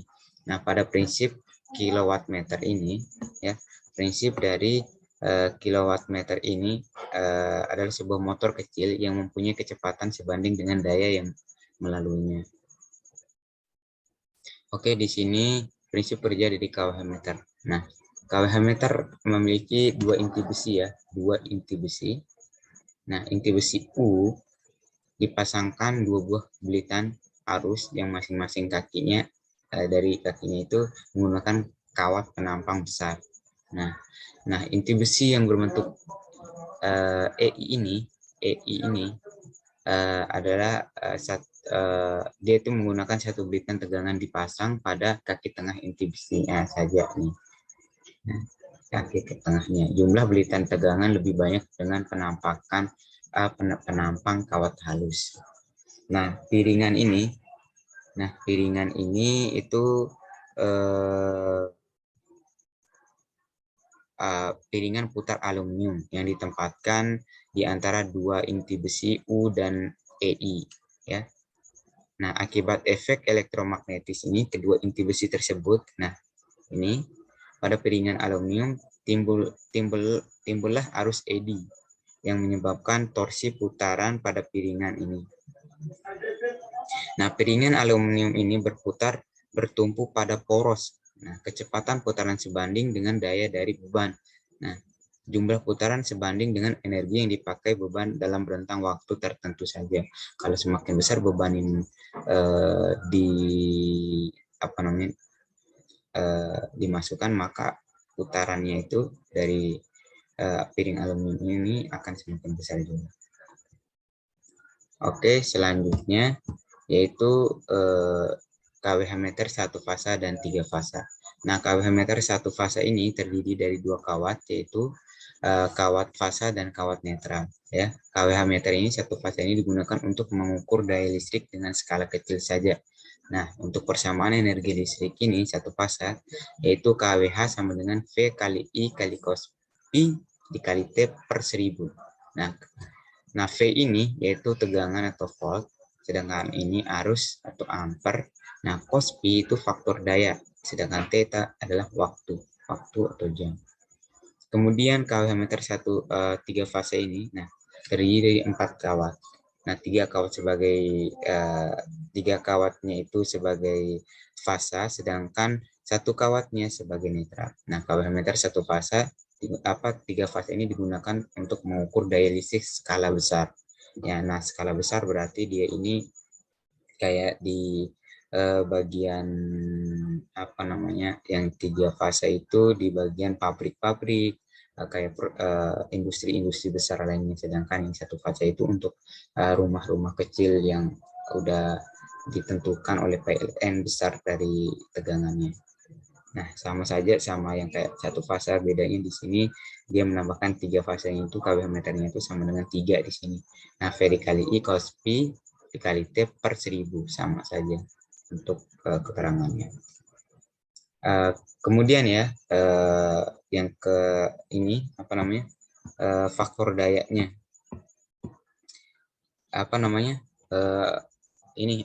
beban seimbang dan tidak seimbangnya. Nah, beban seimbang dapat diartikan dengan tegangan sinusoidal ya yang memiliki amplitude atau frekuensi yang sama, namun mempunyai beda fase sebesar 120 ya satu sama lainnya.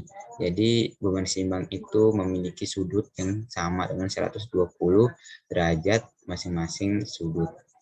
Nah, sedangkan beban yang tidak seimbang adalah ketika vektornya itu sama besar, nah tetapi membentuk sudut 120 derajat ketika vektor tidak sama besar tetapi membentuk sudut 120 derajat, dan ketika vektor tidak sama besar dan tidak membentuk 120 derajat. Ini ya. Ini ada yang 120, ada yang 130 derajat, dan ada yang 105 derajat. Berarti tidak tidak konstan. Nah, yang kelima faktor daya. Nah, faktor daya ini adalah dinotasikan sebagai cos pi, di mana didefinisikan sebagai perbandingan antara arus yang dapat menghasilkan kerja di dalam suatu rangkaian terhadap arus total yang masuk. Nah, ke dalam rangkaian, atau dapat dikatakan sebagai perbandingan daya aktif kilowatt dan daya semu. Atau daya semu itu kilovolt ampere. Nah, segitiga daya ini merupakan segitiga yang menggambarkan hubungan matematik antara tipe-tipe daya yang berbeda antara daya semu, daya aktif dan daya reaktif berdasarkan prinsip trigonometrik. Tidak ada sedikit perbedaan di modul 3 untuk modul 4 ini.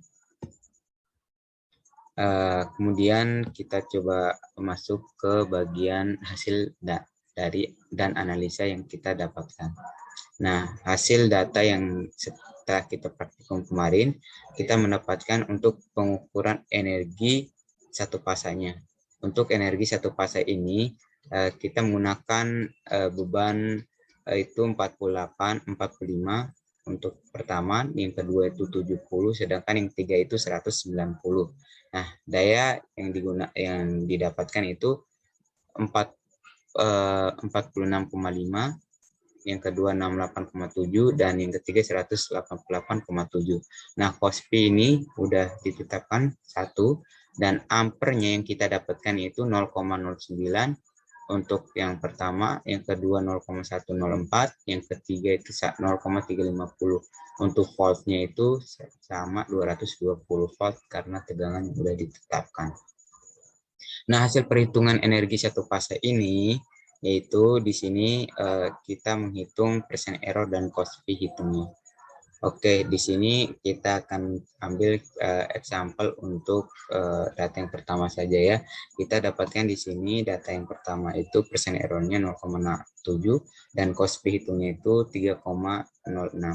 Oke, sekarang kita buktikan untuk data yang kita dapatkan ini apakah benar persen errornya dan Kospi-nya.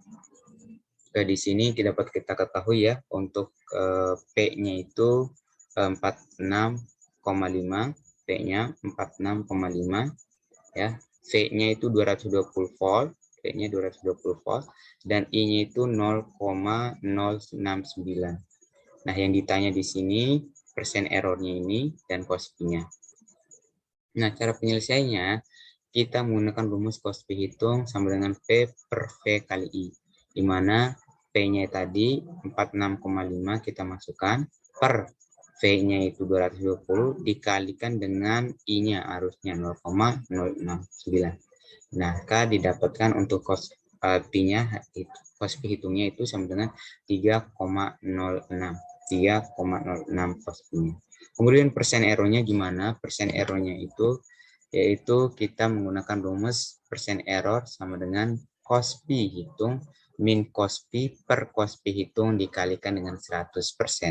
Nah, Kospi hitungnya itu kita dapatkan tadi 3,06 dan untuk Kospi-nya itu sudah tadi yang udah ditetapkan Kospi-nya itu 1.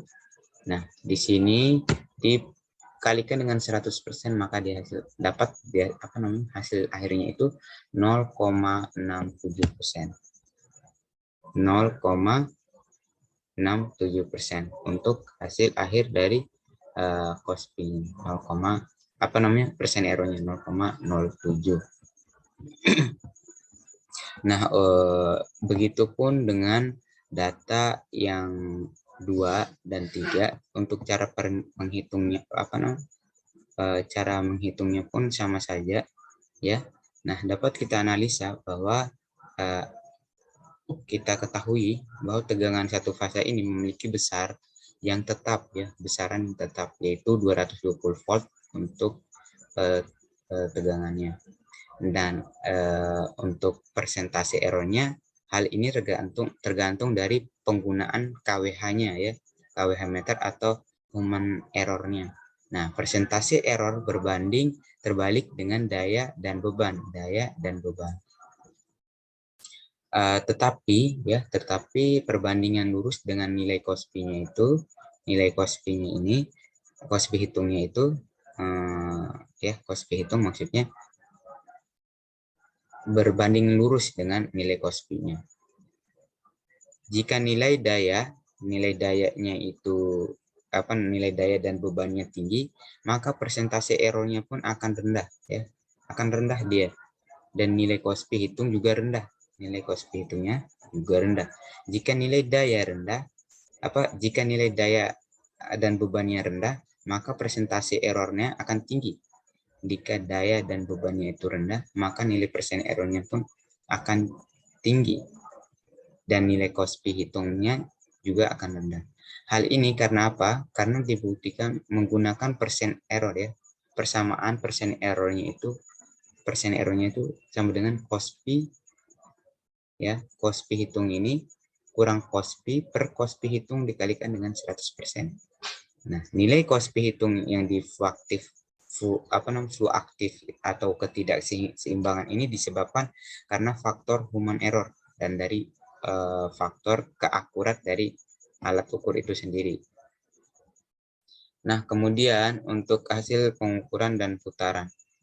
Nah, hasil pengukuran dan putaran ini kita dapatkan untuk untuk bebannya itu sama 45, 70, 190.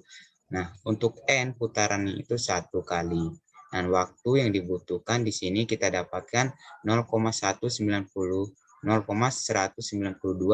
untuk beban 45 dan untuk beban 70 kita dapatkan waktunya 0,121. Untuk beban 190 kita mendapatkan waktu ya menggunakan waktu 0,035 kita dapatkan. Dan untuk ampernya di sini harusnya 0,069 untuk beban pertama dan voltmeternya itu udah ditetapin dan daya atau wattnya itu 46,4 dan seterusnya begitu untuk bebannya, ketiga bebannya. Nah, hasil perhitungan dari pengukuran putaran ini dan putaran ini ya kita menghitung yaitu E1 dan E2-nya ya. E1 apa namanya? Yang ditanya itu di sini E1-nya ya. Nah, gimana cara membuktikannya? Sekarang kita coba hitung ya untuk perhitungannya. Oke, di sini untuk E1-nya dulu kita hitung E1-nya dari data ke-1 saja dulu. Nih, kita ambil data ke-1. Oke, di sini kita ketahui ya bahwa V-nya itu 220, I-nya I-nya itu 0,69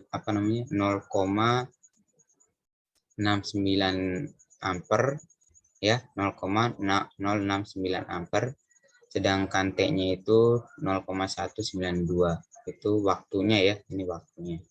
Kemudian yang ditanya itu kan tadi E-nya. Nah, kita hitung E-nya ini benar apa enggak hasil dari E-nya ini untuk data pertama. Sekarang coba kita menggunakan rumus E1 sama dengan V dikali I dikali cos P dikali T per 1000. Nah, V-nya tadi 220 volt. Nah, sedangkan cos P-nya 0,069, I-nya ini. Sedangkan T-nya itu 0,192 ya. Dibagikan dengan 1000 kita dapatkan 0,002 kWh meter untuk energinya E-nya 0,002. Perhitungan energi listrik keduanya gimana? Untuk data yang pertama kita dapatkan di sini kan 0,09 kita buktikan sekarang. Nah, untuk kita ketahui bahwa P-nya itu kita dapatkan 46,4 watt dan tekankan dengan T-nya tadi atau waktunya 0,192 ya. Yang ditanya E2-nya. Nah, cara penyelesaiannya juga menggunakan rumus yang berbeda. E2-nya di sini menggunakan rumus P dikali T per 1000, di mana P-nya itu 46,4 dikali dengan T-nya 0,192 per 1000. Kita dapatkan 0,009 kWh. Atau mungkin ingin dibuktikan, silakan coba buka kalkulatornya untuk bisa menghitung langsung. Nah, seterusnya dengan untuk data-data selanjutnya yang untuk data selanjutnya, data yang kedua dan ketiganya sama saja cara hitungnya seperti rumus yang ada yang saya hitung pada example data yang ke-1 ini untuk energi 1 dan energi 2-nya. Oke, di sini dapat kita analisa bahwa kita dapat ketahui ya bahwa tegangan yang digunakan memiliki besar yang sama. Tegangan yang digunakan memiliki besar yang sama pada setiap beban. Dan jumlah putaran yang diukur pada setiap beban ini adalah 1 kali putaran saja. Nah, jadi dapat diketahui juga besar beban mempengaruhi putaran piringan. Besar beban itu mempengaruhi besar piringan. Jika nilai beban semakin kecil, maka waktu putaran piringan pun semakin lambat dia atau lama. Dan jika nilai beban semakin besar, maka waktu putaran pun semakin cepat ya. Sehingga waktu putaran berbanding terbalik dengan besarnya beban. Nah, dapat diketahui juga nilai E ini memiliki nilai yang tetap pada setiap bebannya. Ya, hal ini dapat dibuktikan menggunakan persamaan E1 sama dengan V dikali I dikali cos Pi dikali T per 1000 ini tadi. Ya. Nah, dapat diketahui juga untuk nilai E2-nya berbanding terbalik dengan besarnya beban yang digunakan. Jika besar beban yang digunakan itu kecil, maka nilai dari E itu besar. Sedangkan jika besar beban yang digunakan itu besar, maka nilai E-nya itu kecil. Hal ini kita dapat buktikan ya menggunakan rumus E2-nya ini. E2-nya ini. E2 sama dengan P kali T per 1000. Oke, sekarang kita coba untuk pengukuran energi 3 fasanya ya. Kita dapatkan untuk hasil pengukuran beban seimbang ini karena pengukuran energi 3 fase ini kita menggunakan mengukur 2 lagi hasil pengukurannya, hasil pengukuran beban seimbang dan hasil pengukuran beban tidak seimbang. Sekarang kita bahas untuk hasil data pengukuran beban seimbang. Di sini kita dapatkan ya, untuk bebannya itu kita menggunakan untuk data pertama 15 tambah 15 tambah 15. Jadi di sini jumlahnya totalnya itu 15 tambah 15 30 tambah 15 sama dengan 45 watt. Di sini KWH 3-nya ya, KWH fasenya itu N-nya itu putarannya itu cuma 1 kali. Untuk waktunya kita dapatkan itu bebannya 45 sama dengan 0,213 dan I-nya itu 0,174. Dan data kedua kita menggunakan beban 25 tambah 25 tambah 25 sama dengan di sini 75 ya. Nah, sama untuk nilai putarannya dan untuk waktu yang didapatkan itu 0,1334 dan I-nya itu 0,108. Nah, yang terakhir datanya itu kita gunakan beban 40 tambah 40 tambah 40 sama dengan 120. Untuk N itu sama dan waktu yang didapatkan 0,08 dan I-nya itu 0,074. Untuk perhitungan pengukuran beban seimbang. Beban tidak seimbang maksudnya. Oke. Di sini hasil perhitungan pengukuran beban maksud saya beban seimbang ya, yang kita hitung duluan. Sorry karena nanti untuk beban yang tidak seimbang. Nah, hasil perhitungan pengukuran beban seimbang ini ya kita dapatkan di sini untuk persen error dan IN ini 0 ya. Oke, gimana cara membuktikannya? Sekarang kita buktikan untuk data yang pertama. Oke, di sini perhitungan arus netral untuk hasil data ke-1 saja kita hitung.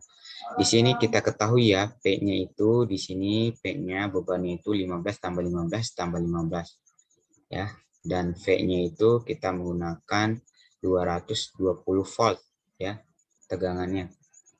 Nah, yang ditanya itu apa? IN-nya dan persen error-nya ya. Cara penyelesaiannya gimana?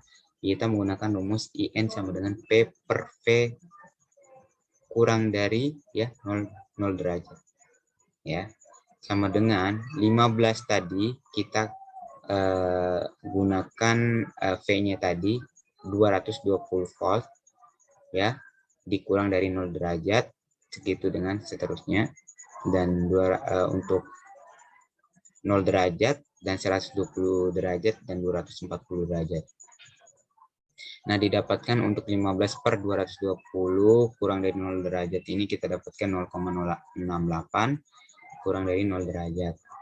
Nah, untuk 15 per 220, 0,07 min 120 derajat, dan 15 per 220 sama dengan 0,07 kurang dari min 240 derajat.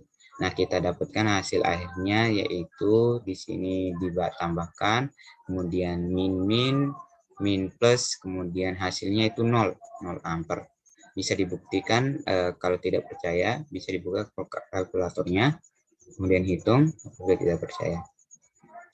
Di sini untuk IN itu kita dapatkan nilai 0 ya, dikarenakan beban yang diberikan itu memiliki nilai yang seimbang dia, sehingga kita dapatkan nilai 0. Makanya dapatkan nilai 0 karena dia seimbang.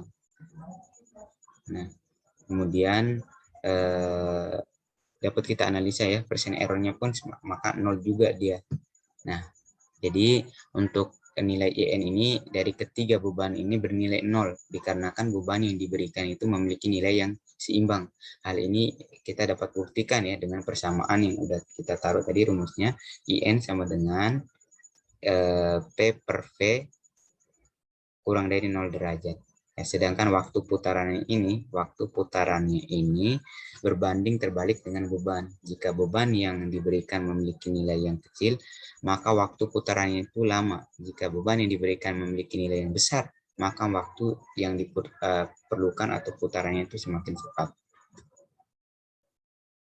Oke, selanjutnya ya untuk hasil pengukuran beban tidak seimbang di sini. Untuk beban yang tidak seimbang ini, kita menggunakan untuk data yang pertama itu 15 plus 100 plus 60 untuk bebannya. Yang pertama yaitu kita dapat jumlahkan di sini 175 ya watt. Nah, untuk putarannya sama 1 dan T-nya berbeda ya karena beda beban di sini. Kita dapatkan untuk data yang pertama itu T-nya 0,054, untuk arusnya 0,2540. Untuk yang kedua itu T-nya beda karena itu semakin besar ya.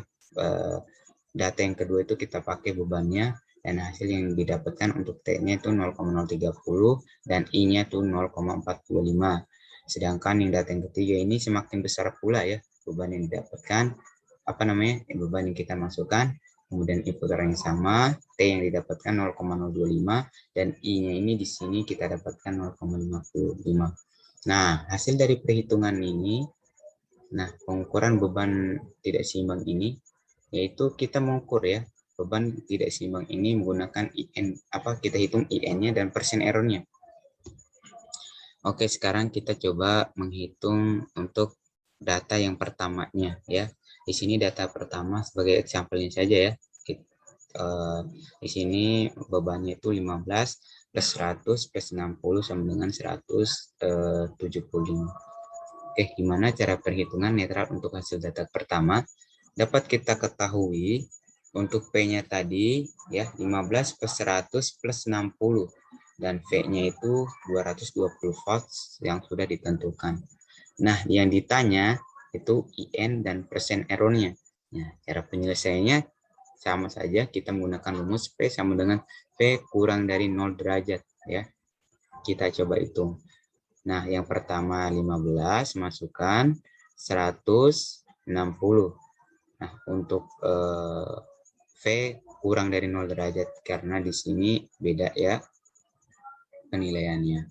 Nah, kemudian kita masukkan didapatkan ya 0,07 kurang dari 0 derajat plus 0,45 kurang dari min 120 derajat plus 0,27 kurang dari min 247. Kemudian ditambahkan dengan yang dari kurang dari 0, derajat ini. Kemudian kita dapatkan hasilnya 0,29 ampere. Nah, di sini IN itu 29 ampere untuk beban tidak seimbang.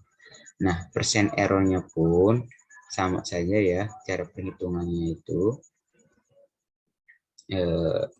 persen error-nya itu kita menggunakan persen persen error sama dengan IN hitung. IN hitung ini ya, kalau teman-teman nggak percaya, IN hitung kurang ya, kurang IN kurang dengan IN ini ya per IN hitungnya ya. Kemudian didapatkan hasil 0,13 ini. Nah, oke, dapat kita ketahui ya bahwa nilai IN ini memiliki nilai yang berbeda. Oke, untuk baterainya.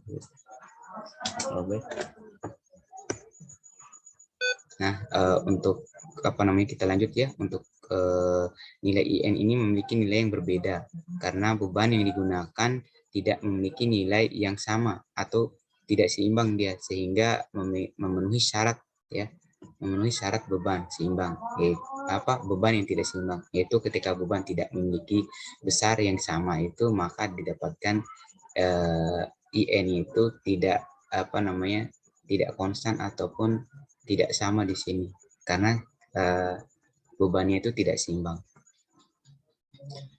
Oke, dapat kita simpulkan itu ada 4 kesimpulan di sini, yaitu pertama itu pada pengukuran energi satu fasa ini nilai beban yang diberikan berbanding lurus dengan nilai arus dan daya yang dihasilkan. Nah, semakin besar beban yang dihasilkan, maka semakin besar pula daya dan arus yang dihasilkan. Jika nilai daya dan bebannya tinggi, maka presentasi error akan rendah dan nilai cos P hitung juga rendah. Jika nilai daya nilai daya dan bebannya rendah, maka presentasi error akan tinggi dan nilai cos P hitung juga rendah. Nah, kesimpulan yang kedua, pada pengukuran N putaran ini semakin besar beban yang diberikan, ya, maka arus dan energi listrik yang didapatkan juga semakin besar, dan juga waktu yang dibutuhkan piringan untuk mencapai satu putaran itu semakin cepat juga. Jika beban yang diberikan memiliki nilai yang kecil, maka waktu putarannya pun lama, ya, sesuai dengan persamaan kWh meter sama dengan P dikali T. Jika nilai daya dan bebannya bebannya tinggi, maka presentasi error akan rendah dan nilai cos P hitung juga rendah, dan begitu pun sebaliknya. Yang ketiga, kesimpulannya, pengukuran energi 3 fasa dengan beban seimbang P1 sama dengan P2 sama dengan P3 memiliki nilai arus netral yang dihasilkan yaitu 0 ampere. Hal ini dikarenakan pada sistem 3 fasa besar nilai beban yang digunakan sama atau seimbang. Semakin besar nilai total beban seimbang, maka semakin cepat juga waktu yang diperlukan untuk satu putaran penuh piringan aluminium. Nah, jika nilai daya dan bebannya tinggi, maka presentasi error akan tinggi dan nilai cos P hitung juga tinggi. Dan begitu pun sebaliknya. Nah, yang poin keempat ini, kesimpulannya, semakin variatif nilai beban yang digunakan, maka arus yang mengalir semakin besar dan waktu semakin kecil. Karena beban total tak seimbang yang semakin besar. Semakin besar nilai total beban seimbang, maka semakin cepat juga waktu yang diperlukan untuk satu putaran penuh piringan aluminium. Pada arus yang tidak sama, beban yang digunakan tidak sama atau tidak seimbang yang menyebabkan rugi daya tersebut. Oke, mungkin itu saja yang dapat saya presentasikan untuk percobaan keempat ini. Apabila ada kesalahan, mohon dikoreksi. Mungkin itu saja yang dapat saya sampaikan. Mohon maaf apabila ada kesalahan. Wabillahi taufiq wal hidayah. Wassalamualaikum warahmatullahi wabarakatuh.